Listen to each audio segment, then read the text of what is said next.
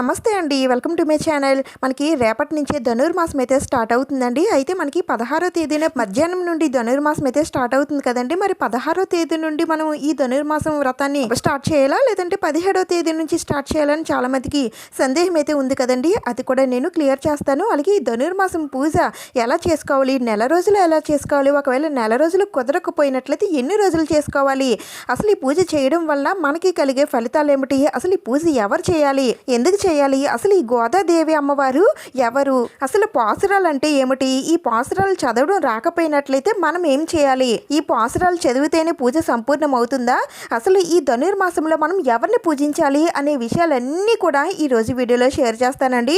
ముఖ్యంగా పెళ్లి కాని యువతలకి మీ మనసులో ఉన్నవారే మీ భాగస్వామిగా రావాలి అంటే ఈ ధనుర్మాసంలో ఈ ఒక్క పని చేస్తే చాలండి. మీ మనసులో ఉన్నవారే మీ సొంతం అవుతారు. అదేంటనేది కూడా చెప్తాను. ప్రతి ఒక్క విషయం కూడా మీకు అర్థమయ్యే విధంగా చాలా క్లియర్గా చెప్పబోతున్నాను. వీడియో పెద్దగా ఉందని మాత్రం స్కిప్ చేయకండి. స్కిప్ చేస్తే చాలా విషయాలు మిస్ అవుతారు. వీడియోను కొంచెం ఫాస్ట్ ఫార్వర్డ్లో పెట్టుకొని చూడటానికి అయితే ట్రై చేయండి. ఇంకా లేట్ చేయకుండా వీడియోని అయితే స్టార్ట్ చేసేద్దాం. ముందుగా మీకు చెప్పాల్సిన మాట ఏమిటంటే లైక్ సబ్స్క్రైబ్ కోసం కాదండి. మీకు నచ్చితే మీరే లైక్ అయితే కొడతారు. ఈ ఛానల్ వల్ల మాకు ఉపయోగం ఉంది అని అనుకుంటే సబ్స్క్రైబ్ కూడా చేసుకుంటారు. ముందుగా అయితే నేను చెప్పాల్సిన మాట ఏమిటంటే ఈ ధనుర్మాసం అనేది అనేక వేల జన్మలలో చేసిన పుణ్య ఫలితంగానే ఈ ధనుర్మాస పూజ చేసే అదృష్టం అయితే లభిస్తుందండి. ధనుర్మాస వ్రతాన్ని ఆచరించే వారి కోరికలు తప్పకుండా నెరవేరుతాయి. సమస్త దరిద్రములు నశిస్తాయి.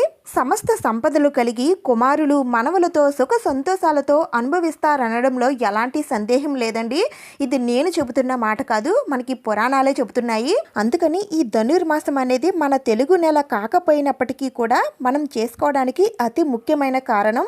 ధనుర్మాస వ్రతాన్ని ఒక్కమారు ఆచరిస్తే అన్ని యజ్ఞములు దానాలు చేసిన ఫలితం అయితే దక్కుతుంది. మన పాపాలన్నీ నిప్పులో కాలిన దూదిలాగా క్షణాల్లో నశిస్తాయి. ఈ వ్రత మహత్యము చేత మనం చేసిన పుణ్యము శుక్లపక్ష చంద్రునిలాగా దినదినాభివృద్ధి చెందుతుంది.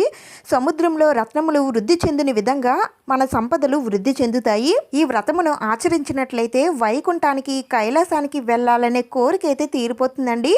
ఇంతకన్నా మన మానవ జన్మకి ఏం కావాలి, ఆ స్వామివారి లోనే లీనమైపోతే సరిపోదా? అంత అత్యద్భుతమైన వ్రతమే ఈ ధనుర్మాస వ్రతం. ఈ ధనుర్మాసం అనేది నెల రోజుల పాటు ఉంటుందండి.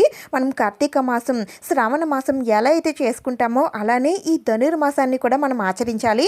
నెల రోజుల పాటు మాకు అడ్డంకులు వస్తాయండి, మాకు ఆరోగ్యం బాగుండదు, మేము అన్ని రోజులు చేయలేము అని అనుకునే వారికి కూడా ఏం చేయాలో చెప్తాను.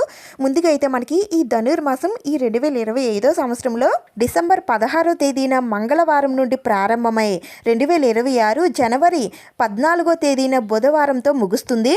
మొత్తం 30 రోజుల పాటు ఈ ధనుర్మాస వ్రతాన్ని మనం ఆచరిస్తాము. సూర్యుడు ధనుసు రాశిలోకి ప్రవేశించే కాలాన్ని ధనుర్మాసం అని అంటారండి. అయితే ఈ ధనుర్మాసం అనేది మనకి డిసెంబర్ 16వ తేదీన మధ్యాహ్నం 1:23 సూర్యుడు ధనుసు రాశిలోకి సంక్రమిస్తారు. అయితే మనకి 16వ తేదీన మధ్యాహ్నం నుండి ధనుర్మాసం ప్రారంభం అవుతుంది కాబట్టి మనం ధనుర్మాస వ్రతాన్ని 16వ తేదీ నుండి స్టార్ట్ చేయాలా, లేదంటే 17వ తేదీని స్టార్ట్ చేయాలని అంటే 16వ తేదీ నుండి స్టార్ట్ చేయాలండి. 16వ తేదీని ఉదయాన్నే మీరు మామూలుగా పూజ చేసుకున్నప్పటికీ కూడా సాయంత్రం వేళల్లో కూడా మళ్ళీ స్వామివారికి పూజ చేసుకున్న తర్వాత మీరు మొదటి రోజు పాసురాన్ని అయితే చదువుకోవాల్సి ఉంటుంది. ఒకవేళ మీరు 16వ తేదీన చేసుకోలేకపోయినప్పటికీ 17వ తేదీ నుండి కూడా మీరు ఈ ధనుర్మాస వ్రతాన్ని స్టార్ట్ చేయొచ్చండి. మనకి 17వ తేదీ నుండి సంపూర్ణంగా ధనుస్సు సంక్రమణం జరుగుతుంది కాబట్టి మీరు 17వ తేదీ నుండి కూడా మీరు స్టార్ట్ చేసుకొని మొదటి రోజు పాసురం, రెండో రోజు పాసురం, ఈ 2 పాసురాలు కూడా మీరు ఈ 17వ తేదీనే మీరు చదువుకోవాల్సి ఉంటుంది. ఎందుకంటే 17వ తేదీ అనేది ధనుర్మాసంలో రెండో రోజు అయిపోతుందండి. అందుకని మీరు ఈ 2 రోజులకు సంబంధించిన పాసురాలు ఈ 17వ తేదీనే చదువుకోవాలి. ఇంకా చాలా విషయాలు ఉన్నాయి, అన్నీ కూడా చెప్తాను. ముందుగా అయితే పూజ ఎలా చేయాలి, ఎక్కడ చేయాలి అనేవన్నీ కూడా తెలుసుకుందాం. ముందుగా ఈ పూజని చక్కగా మీ పూజా మందిరంలోనే చేసుకోవచ్చండి. మేము మామూలుగా రోజు దీపారాధన చేసుకొని పూజ చేసుకుంటామండి, సింపుల్గా చేసుకుంటాము, ఎన్ని రోజులు కుదిరితే అన్ని రోజులు చేసుకుంటామని అనుకునేవారు మీ పూజా మందిరంలోనే చేసుకోండి. అది కాదండి మేము ధనుర్మాసం ఒక వ్రతంగా ఆచరిస్తాము, అన్ని నియమాలు పాటిస్తాము అని అనుకునేవారు మాత్రం తప్పనిసరిగా పీఠం వేసుకొని చేసుకోండి. పీఠం పైన పసుపు రంగు క్లాత్ కానీ లేదంటే నీలి రంగు క్లాత్ కానీ వేయండి.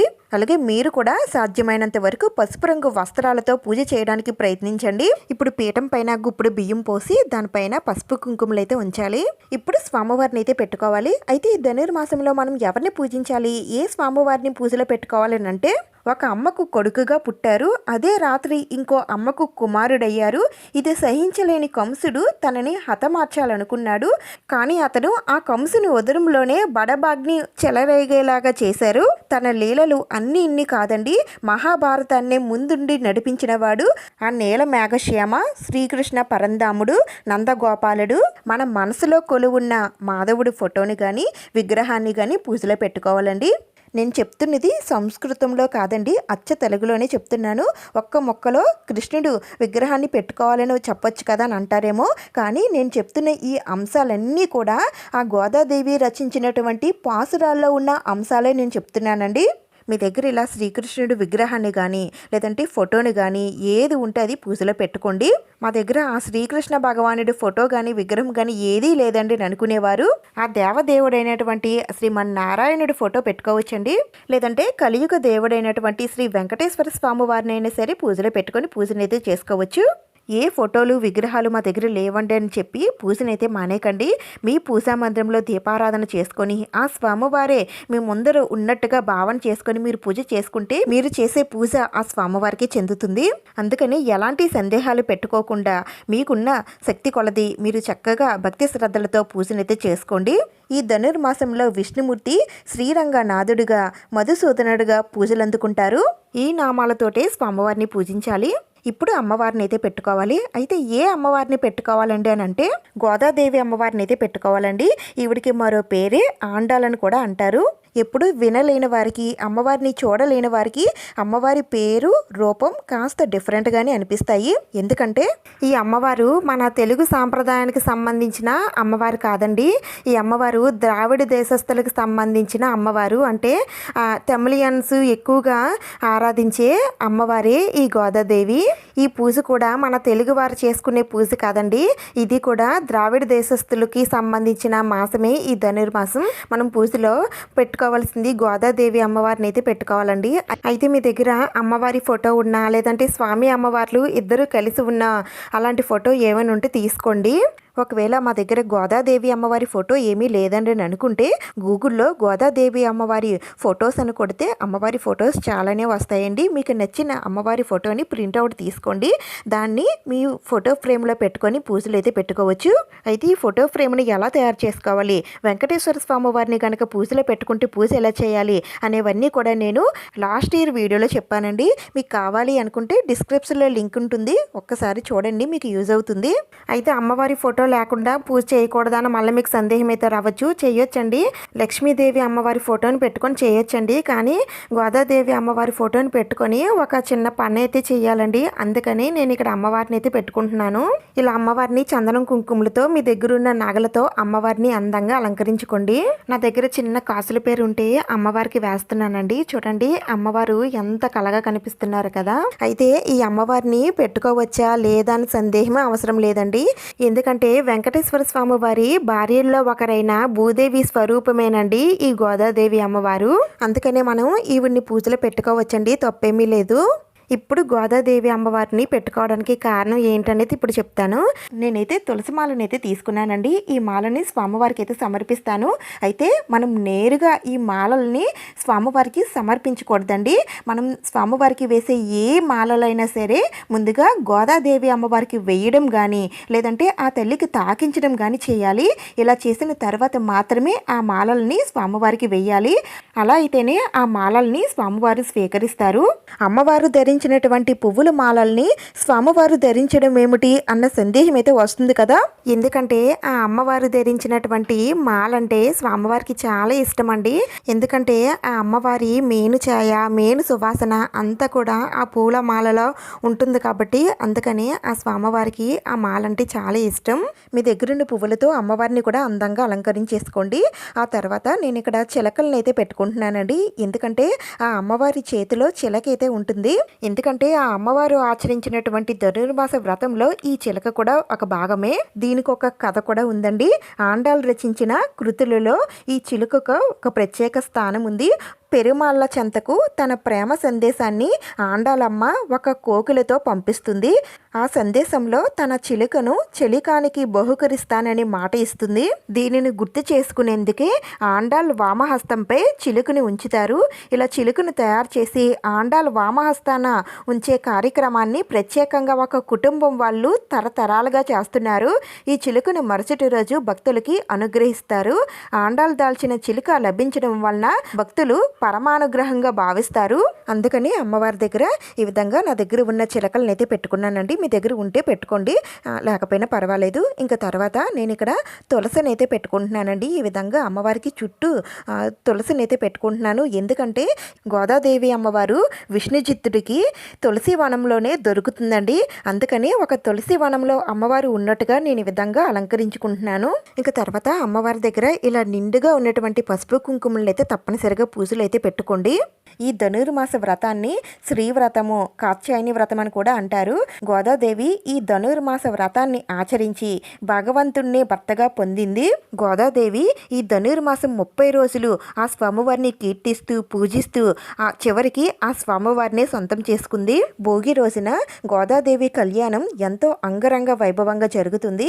పెళ్లి కాని వారు ఈ కళ్యాణంలో పాలు పంచుకున్న ఆ కళ్యాణాన్ని తిలగించిన వెంటనే వివాహం అయితే కుదురుతుందండి.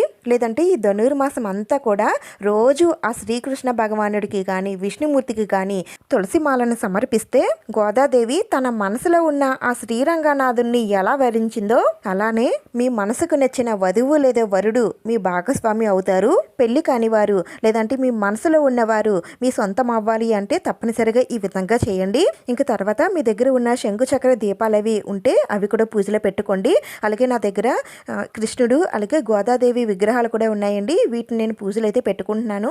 ఇవి నేను లాస్ట్ టైం తీసుకున్నానండి. ఇదే ఫస్ట్ టైం పూజలో పెట్టుకోవడం. నేను ఆల్రెడీ ఇంతకుముందు వీడియోస్లో చెప్పాను. మీ దగ్గర ఉంటే పెట్టుకోండి, లేకపోతే మీ దగ్గర వెంకటేశ్వర స్వామి వారు, లక్ష్మీదేవి అమ్మవారి విగ్రహాలు ఉన్నట్లయితే పెట్టుకోవచ్చండి. విగ్రహాలు ఏవి మా దగ్గర లేవండి అని అనుకుంటే మీరు పెట్టుకున్న ఫొటోస్ దగ్గరే మీరు పూజలు అయితే చేసుకోవచ్చు. ఈ ధనుర్మాసం 30 రోజులు కూడా ఆ స్వామి అమ్మవార్లకి పూజ చేసుకుంటే చాలా చాలా మంచిదండి. అయితే నెల రోజులు మాకు వీలు పడదండి, మరి మేము ఇన్ని రోజులు చేయలేము అని అనుకునేవారు కనీసం 15 రోజులు చేసుకోవచ్చండి. మాకు ఇది కూడా కుదరదండి అని అనుకుంటే 6 రోజులు చేసుకోవచ్చండి, లేదా 4 రోజులైనా సరే చేసుకోవచ్చు. మేము ఇన్ని రోజుల్లో కూడా మేము పూజ చేయలేమని అనుకునేవారు కనీసం ఒక్క రోజైనా సరే ఆ స్వామి అమ్మవార్లని భక్తి శ్రద్ధలతో పూజించండి. తప్పకుండా ఆ స్వామి అమ్మవార్ల అనుగ్రహం అయితే కలుగుతుంది. అయితే ఆ ఒక్క రోజు ఎప్పుడు చేస్తే మంచిదండి అంటే ధనుర్మాసంలో వచ్చే శనివారాల్లో స్వామివారిని పూజిస్తే చాలా చాలా మంచిదండి. లేదంటే ఏకాదశి రోజుల్లో కానీ ఆ స్వామివారిని పూజించవచ్చు. అయితే ఈ పూజ ఎప్పుడు కూడా తెల్లవారుజామునే చేయాలండి. అంటే స్వామివారికి సుప్రభాత సేవ అంటే చాలా ఇష్టం కాబట్టి అందుకని 4 గంటల నుంచి 6 గంటల లోపు మీరు ఈ పూజనైతే చేయాల్సి ఉంటుంది. రోజు ఇదే టైంకి చేయాలండి. ఒకవేళ ఇంత ఉదయాన్నే కుదరకపోయినట్లయితే కనీసం ఉదయం 8 లేదా 9 గంటల లోపలైనా సరే మీరు పూజ చేసుకోవడానికి ప్రయత్నించండి. సాయంత్రం వేళల్లో కూడా దీపారాధన చేసుకుని పూజ చేసుకుంటే చాలా చాలా మంచిది. నేనైతే పూజకు కావాల్సిన అన్ని వస్తువులు కూడా పెట్టేసుకున్నానండి. ఇప్పుడు పూజను అయితే ప్రారంభిద్దాం. ముందుగా ఏకహారతతో కానీ అగరబత్తులతో కానీ దీపాలను వెలిగించాలి. మీరు పెట్టుకున్న దీపపు కుందుల్లో దీపారాధన అయితే చేసేసుకోండి. దీపారాధన చేసిన తర్వాత ఈ దీపపు కుందుల దగ్గర కొద్దిగా పసుపు కుంకుమ అక్షింతలు వేసి ముందుగా ఆ దీపలక్ష్మిలకి దండం పెట్టుకోండి. ఆ తర్వాత మనం ముందుగా పూజించాల్సింది వినాయకుడిని అండి. నేను ఇక్కడ వినాయకుడిని అయితే పెట్టలేదు. మీరైతే తప్పనిసరిగా వినాయకుడిని పెట్టుకొని ఆ వినాయకుడికి దీపదూప నైవేద్యాలతో ఆ స్వామివారిని పూజించాలి. ఆ విఘ్నేశ్వరుని పూజించిన తర్వాత నీరాజనం సమర్పించి ఆ స్వామివారికి దండం పెట్టుకోండి. ధనుర్మాస వ్రతంలో ఎలాంటి విఘ్నాలు ఆటంకాలు తలెత్తకుండా చూడు తండ్రి అని ముందుగా ఆ విఘ్నేశ్వరుడికి విన్నవించుకోండి. ఇలా వినాయకుడు పూజ పూర్తయిన తర్వాత ఇప్పుడు స్వామివారిని పూజించాలి. ముందుగా ఆ స్వామివారిని మేల్కొలపాలండి, అంటే నిద్ర లేపాలి. అది ఎలా అంటే, ఓ పరంధామ, తెల్లవారక ముందే నీ పాద పద్మములను సేవించడం కోసం నిన్ను స్తుతించడం కోసం వచ్చాము. మిమ్మల్ని ఆర్తితో ఆశ్రయిస్తున్నాము. ఓ ఓ అప్రమేయ దయాస్వరూప ఉత్తమోత్తమ పురుషోత్తమ, ఈ సర్వ సృష్టిని ఆరంభించిన నిఖిల జ్యోతి ఆశ్రిత రక్షక మేలుకో. పాలధార ఆగకుండా పాలు ఇచ్చేటువంటి వేల కొద్ది గోవుల గల నందగోపుని కుమార మేలుకో అని అంటూ ఆ స్వామివారిని మేలుకొలపాలి.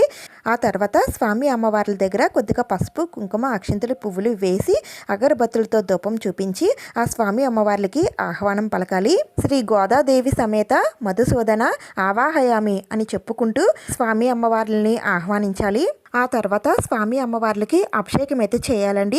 పంచామృతాలతో కానీ, లేదంటే తులసి దళాలు ఉంచినటువంటి జలంతో కానీ, పసుపు జలంతో కానీ, కుంకుమ జలంతో కానీ, చందనం జలంతో కానీ, లేదంటే కొబ్బరి నీటితో, చెరుకు రసంతో, పళ్ళ రసాలతో, ఇలా మీ దగ్గర ఏది ఉంటే వాటితో స్వామి అమ్మవారిని అభిషేకించాలి.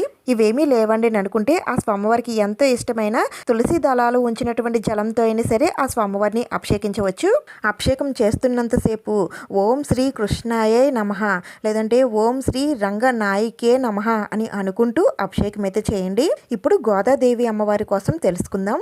గోదాదేవి ఎవరు అని అంటే విష్ణు చిత్తుడి అను పేరు గల విష్ణు భక్తుడి కుమార్తె. ఇతనికి ఈవిడ ఒక తులసి వనంలో లభిస్తుందండి. ఇంకా ఆవిడనే ఇతను తన కుమార్తెగా భావించి పెంచి పెద్ద చేస్తారు. అయితే ఈ విష్ణు చిత్తుడు ఈవిడికి కోవై అనే నామకరణం చేశాడు. అంటే దానికి అర్థం పూలదండ అని అర్థం. అదే గోదాగా మారింది. అందుకే అమ్మవారిని గోదాదేవి అమ్మవారు అని అంటారండి. ఈవిడికి ఇంకొక పేరు ఆండాలని కూడా అంటారండి. తండ్రి విష్ణు చిత్తుడు శ్రీకృష్ణుడు భక్తుడు కాబట్టి చిన్నప్పటి నుండి కూడా శ్రీకృష్ణుని లీలల గురించి చెప్పుకుంటూ వస్తాడు. ఇంకా గోదాదేవి అమ్మవారు అవి వింటూ ఆ స్వామివారి పైన ఉన్న భక్తిని ప్రేమగా మలుచుకొని ఆయనే తన భర్త కావాలని ఈ ధనుర్మాస వ్రతాన్ని చేపట్టింది. దీనినే శ్రీవ్రతం అని అంటారండి. శ్రీ అంటే సంపద. ఈ వ్రతం ఆచరించడం వలన ఎనలేని సంపద మన సొంతమవుతుంది. ఇంకా గోదాదేవి తండ్రి విష్ణు చిత్తుడు రోజు పూలమాలలు కట్టి స్వామివారికి ఇస్తూ ఉండేవాడు. అయితే ఈ మాలలు స్వామివారికి చేరక ముందే ఈ గోదాదేవి అమ్మవారు ఆ మాలల్ని తను అలంకరించుకొని బావి దగ్గరికి వెళ్ళి తన రూపాన్ని చూసుకునేది. అప్పుడు కూడా తన రూపానికి బదులు ఆ శ్రీరంగనాథుడే తనకి కనిపించేవారు. స్వామివారు పూలమాలలతో అలంకరించుకుంటే ఇలానే ఉంటారేమో అని ఊహించుకొని ఎంతో మురిసిపోయేది.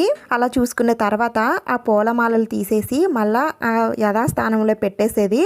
అప్పుడు తన తండ్రి ఆ మాలలు తీసుకొని వెళ్ళి తనకు తెలియక ఆ మాలల్ని స్వామివారికి సమర్పించేవారు.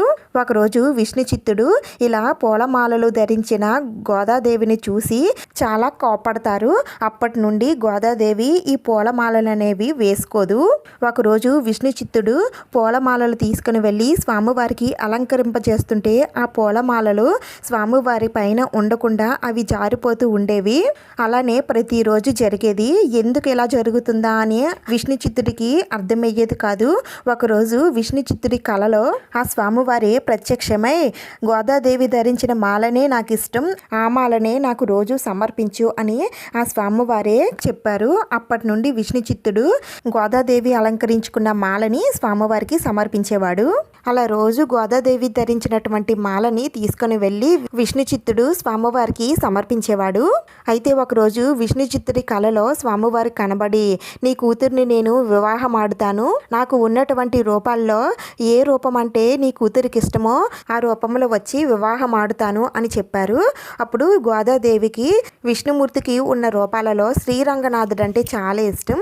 అందుకనే ధనుర్మాసం ఆఖరి రోజు భోగి పండుగ రోజున స్వామివారు శ్రీరంగనాథుడి రూపంలో వచ్చి గోదాదేవిని వివాహం చేసుకుంటారు. ఆ తర్వాత అమ్మవారు స్వామివారిలో అంతర్లీనమైపోతుంది. మకర సంక్రాంతి రోజుతో ధనుర్మాసం అనేది పూర్తయిపోతుంది. అయితే గోదా కళ్యాణం రోజున ఎవరెవరైతే పూజ చేసుకోలేదో ఆ రోజున కనీసం గుడిలో జరుగుతున్న గోదాదేవి కళ్యాణం చూసిన వారికి ఎన్నో రెట్లు పుణ్యం లభిస్తుందండి. అలాగే తీరని కోరికలన్నీ కూడా తీరుతాయండి. ఇదేనండి గోదాదేవి కథ. ఈ విధంగా స్వామివారిని వరించి ఆ స్వామివారిలో ఐక్యమైపోయింది. ఇంకా తర్వాత స్వామివారి పూజలో తప్పనిసరిగా పిండి దీపారాధన అయితే చేయాలండి. ఇవి 2 కానీ 3 కానీ 5 కానీ 7 కానీ ఎన్ని నామాన్ని అయినా సరే పెట్టుకోవచ్చు. అయితే ఈ పిండి ప్రమిదలకు పెట్టిన నామాలు ఉన్నాయి కదండి, స్టోన్ నామాలు, ఇవి ఎక్కడ తీసుకున్నారని అడుగుతున్నారు. అయితే ఇవి నేను బయట షాప్లో తీసుకున్నానండి. మీకు కావాలి అనుకుంటే మీషోలో కూడా ఉన్నాయి, నేను చూశాను. ఒకసారి మీషోలో సెర్చ్ చేయండి, మీకు దొరుకుతాయి. ఇంకా అభిషేకం చేసిన స్వామి అమ్మవార్లని కూడా మళ్ళీ శుద్ధి చేసుకొని ఈ విధంగా పూజలు అయితే పెట్టేసుకున్నాను. ఆ తర్వాత స్వామి అమ్మవార్ల పూజనైతే ప్రారంభించాలి. ముందుగా అయితే మనం పెట్టుకున్న పిండి దీపాల్లో దీపారాధన చేయాలి. దీపారాధన చేసిన తర్వాత ఈ దీపపు కుందుల దగ్గర కొద్దిగా పసుపు, కుంకుమ, అక్షింతలు, పువ్వులు వేసి ముందుగా దండం పెట్టుకోండి. ఆ తర్వాత స్వామి అమ్మవార్లకి ధూపం చూపించి కొద్దిగా అక్షింతలు స్వామి అమ్మవార్ల పాదాల పైన వేసి ఆ స్వామి అమ్మవార్లకి ఆహ్వానం పలికి దండం పెట్టుకోండి. ధనుర్మాస వ్రతాన్ని చేపడుతున్నాను తల్లి, ఈ వ్రతం ముగిసే వరకు కూడా ఎలాంటి ఆటంకాలు అవి రాకుండా పూజ సంపూర్ణమయ్యేటట్టు చూడు తల్లి అని ముందుగా ఆ గోదాదేవి అమ్మవారికి నమస్కారం చేసుకోండి. అలాగే ఆ స్వామివారికి కూడా నేను చేసిన పూజనంతటినీ కూడా స్వీకరించి తండ్రి అని దండం పెట్టుకోండి. ఇంకా ఇది వచ్చేసి గోదాదేవి అమ్మవారు రచించినటువంటి పాసురాల బుక్ అండి ఇది, అంటే కీర్తనలు. రోజు అమ్మవారు ఈ ధనుర్మాసం 30 రోజులు కూడా ఆ స్వామి వారిని ఊహించుకొని కీర్తనలు పాడేది, అవే పాసురాలు.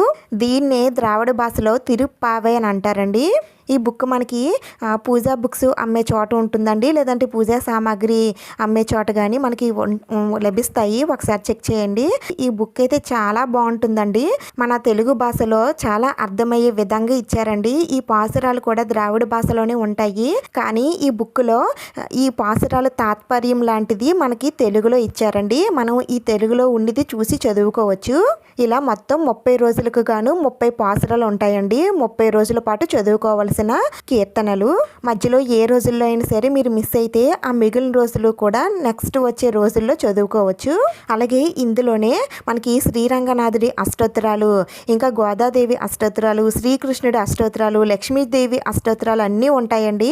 ఇవన్నీ కూడా మీరు పూజ చేసుకుంటూ ఆ స్వామివారికి పువ్వులతో కానీ, అక్షింతలతో కానీ, లేదా తులసి దళాలతో కానీ, అమ్మవారికి కుంకుమతో కానీ పూజ చేసేటప్పుడు ఇవన్నీ కూడా చదువుకోవాలి. మీకు ఎక్కడైనా సరే ఈ బుక్ దొరికినట్లయితే తప్పకుండా తీసుకోండి, చాలా బాగుంటుంది. ఇక్కడ ఇందులో ఉండే ఇన్ఫర్మేషన్ చాలా ఎక్కువ కదా, అందుకని నేను అన్నీ కూడా మీకు చూపించలేకపోతున్నాను. మీరు ఈ పూజ ఎప్పుడు చేసుకున్నా సరే అంతవరకు అయిన పాసురాలతో పాటు మిగిలిన పాసురాలు కూడా చదువుకోండి. అదే మీరు ఒక్కరోజు మాత్రమే పూజ చేసుకున్నట్లయితే అన్ని పాసురాలు కూడా ఒకే రోజు చదువుకోండి, చాలా మంచిది. మా దగ్గర ఈ బుక్ లేదండి, మరి మేము ఎలా చదువుకోవాలనంటే మీరు స్వామి అమ్మవార్ల అష్టోత్తరాలు గూగుల్ చేస్తే వస్తాయండి. ఆ విధంగా అష్టోత్తరాలు చదువుకోండి. ఇంకా పాసురాలు అయితే మనకి గూగుల్లో కూడా వస్తాయి, మీరు చదువుకోవాలనుకుంటే చదువుకోవచ్చు. లేదంటే విష్ణుమూర్తి స్తోత్రాలు, అష్టోత్తరాలు, శ్రీకృష్ణ భగవానుడి లీలలు, మహాభారతం ఇవన్నీ కూడా చదువుకోండి. ఈ పాసురాలు అనేవి ద్రావిడ భాషలోనే ఉంటాయండి. మీకు నోరు తిరుగుతుంది, ఎక్కడ తప్పులు లేకుండా చదువుకోగలుగుతామని అనుకుంటే మాత్రమే చదువుకోండి. లేదంటే వాటి పక్కన తాత్పర్యాలు మీరు చదువుకున్నా పర్వాలేదు. లేదంటే మనకి యూట్యూబ్లో కానీ గూగుల్లో కానీ పాసురాలు అనేవి మనకి ఆడియో పెట్టుకొని మనం వింటూ అయినా సరే పూజ చేసుకోవచ్చు. మేము ఇవేమీ చదవలేమండి అని అనుకుంటే ఓం శ్రీ మధుసూదనాయ నమః, ఓం శ్రీ గోదాదేవి అయి నమః అనే మంత్రాలు చదువుకుంటూ మీరు స్వామి అమ్మవార్లని పూజించవచ్చు. మీరు స్వామివారికి ఏది సమర్పించినా సరే ముందుగా గోదాదేవి అమ్మవారికి తాకించి తర్వాత స్వామివారికి సమర్పించండి. అయితే ఈ ధనుర్మాస వ్రతాన్ని ఎవరు చేసుకోవాలి, దీనికి ఆచారం ఏమైనా ఉందా, లేదంటే ఎవరైనా చేసుకోవచ్చు అని అంటే ఎవరైనా సరే చేసుకోవచ్చండి. దీనికి ఆచారం అంటూ ఏమీ లేదు, మీరు చేసుకోవాలనుకుంటే చేసుకోవచ్చు. ఎన్ని రోజులు చేసుకోవాలనేది అది మీ ఇష్టం అండి.